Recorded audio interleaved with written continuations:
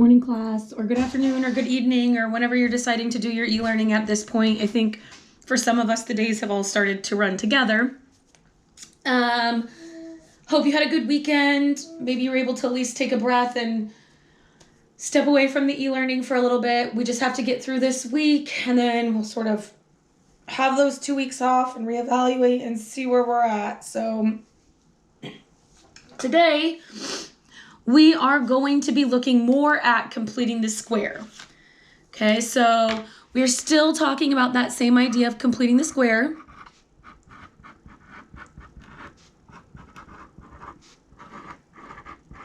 We're just going to add some more to it. Same steps we had before. So I'm actually going to kind of go over here down the right side of the page and write down those same steps that we've been talking about. So we said when we complete the square, the first thing that we do is we find b. Right? The second thing that we do is we take half. Right? Our third step was then to square that number. Okay, and then we would add it to both sides. These are already the steps we had written down when we did notes before. I'm just rerunning through them. Okay, so we'd add it to both sides.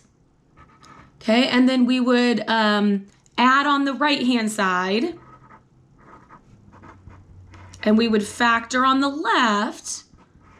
Okay, but remember, we always knew that when we factored that left-hand side, we were going into the format of a binomial squared. Okay, then we would square root each side.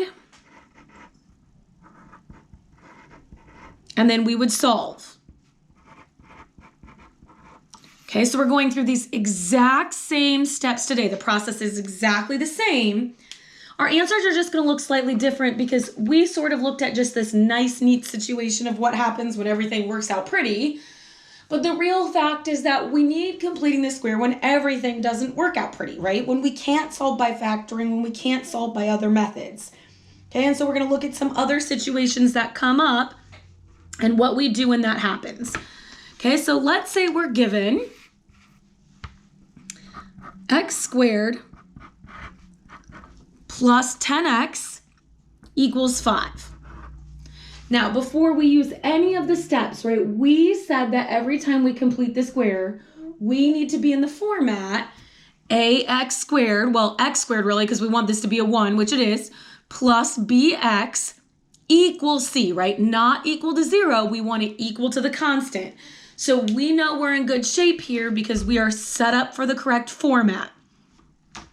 Okay, once we know we're in the correct format, then we can start going through our steps. So we're going to find b. So in this case, b is 10. We are going to take half of that, which is 5. We are going to square it, which is 25. So we said we'd take that original problem, so our original x squared plus 10x equals 5, and we would add that 25 to each side.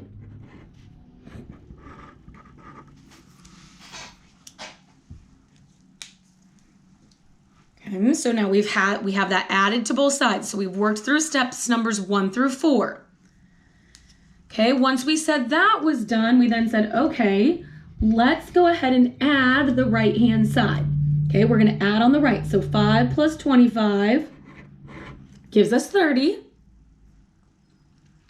And we're going to factor over here on the left-hand side, knowing that we don't have to go through the process of factoring a trinomial, but just knowing, right, we're pulling this middle term from up above. So our variable is x and a positive 5.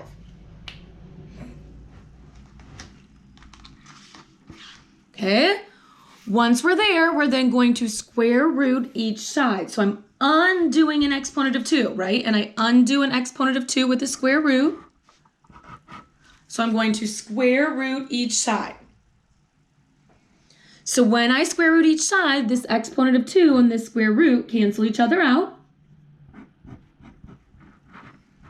And I get x plus 5. Now remember, we added this square root So we have to put that plus or minus 30 in front of it.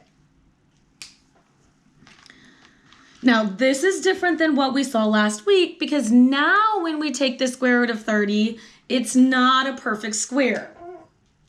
So there's nothing here that we can sort of split into two because there's no math we can do. I mean, we could say plus square root of 30 and minus square root of 30 and solve them, but we can't combine like terms with that anyways.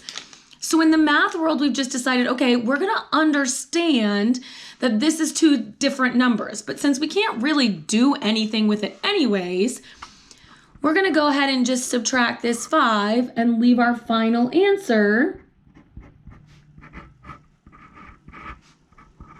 as x equals plus or minus the square root of 30 minus 5, knowing that this means there's an answer of positive square root 30 minus 5 and negative square root 30 minus 5, right? But either way, those numbers don't mean a whole lot to us. And when we start getting into story problems, yes, I'm sure you're thrilled to hear that, we'll talk about what we then do with those when we need those numbers to mean something to us. Okay? So at this point, you're probably going, I'm not so sure.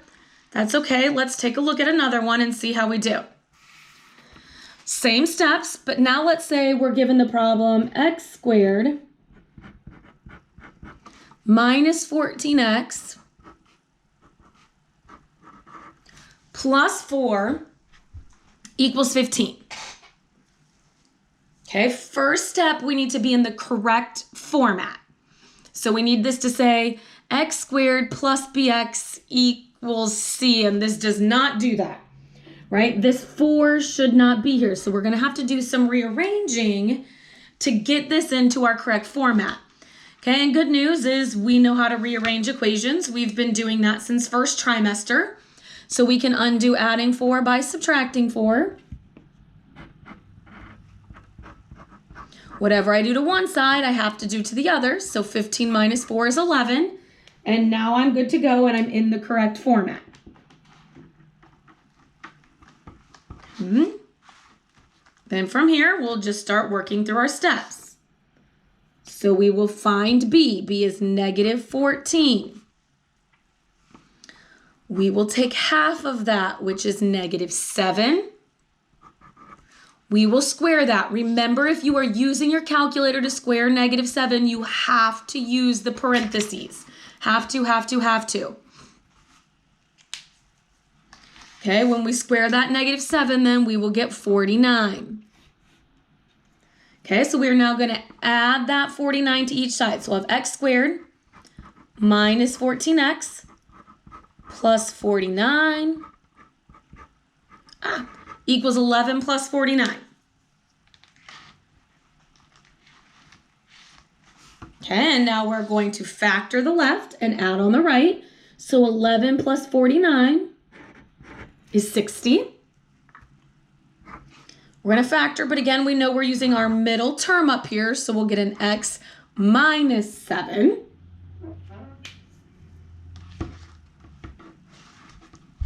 Okay, our next step tells us that we can square root both sides.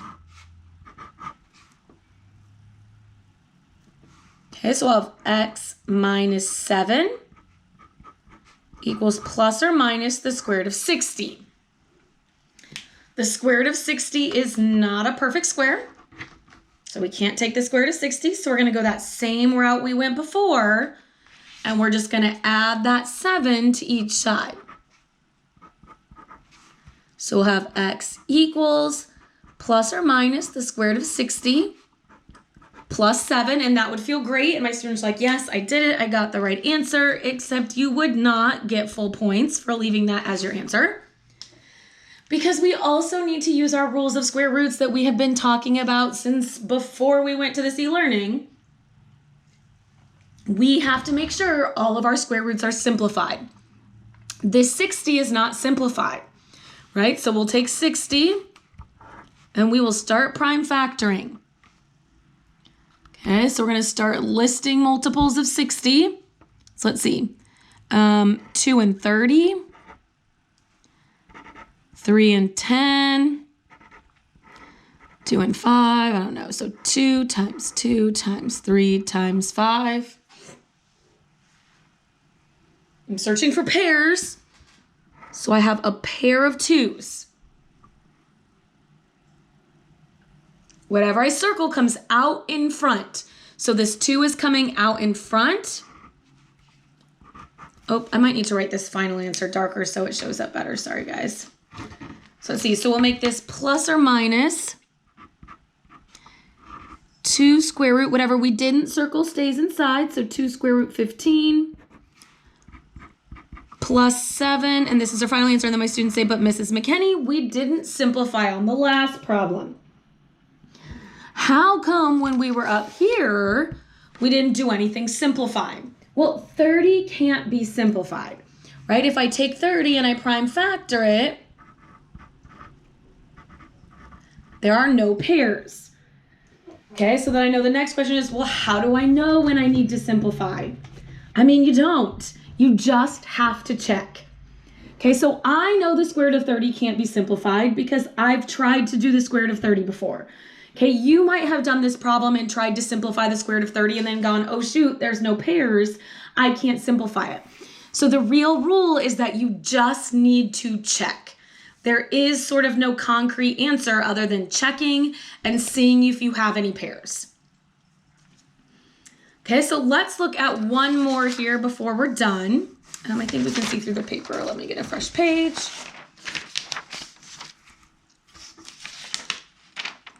So let's say we want to do y squared plus 8 equals negative 2y.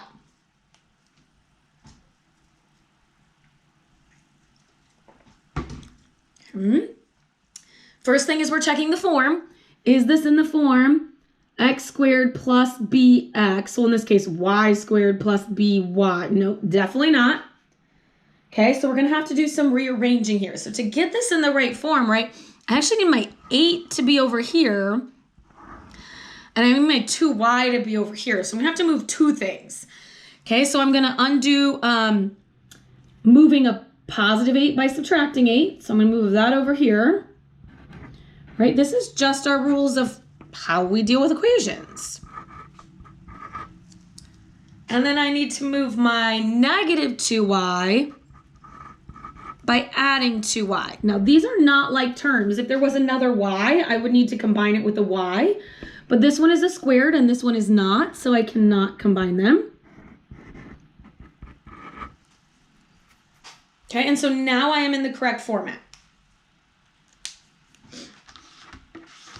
Okay, so we are going to find b. We are going to take half of it. And we are going to square it. So 1 squared, be careful, 1 squared is 1. Okay, so I'm going to add that 1 to each side.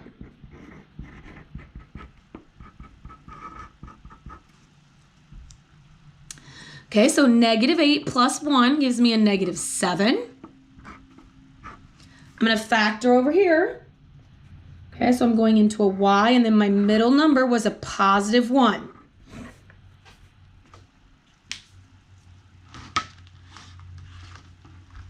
I am then going to square root each side.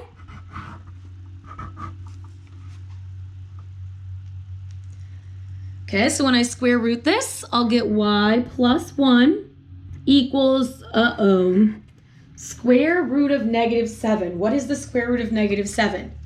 So we've talked about this in multiple different lessons here. We cannot take the square root of a negative. Doesn't matter if it is step 1 or if it is step 100. As soon as we take the square root of a negative, we stop everything. And this is a no real solution. Okay, so you have the Canvas check to do. Feel free to use the video that walks you through the steps so you can sort of hear that verbally talking you through it as you do a problem. Otherwise, reach out and let me know if you have any questions. Good luck. We're getting there. Hopefully, I'll see you guys soon.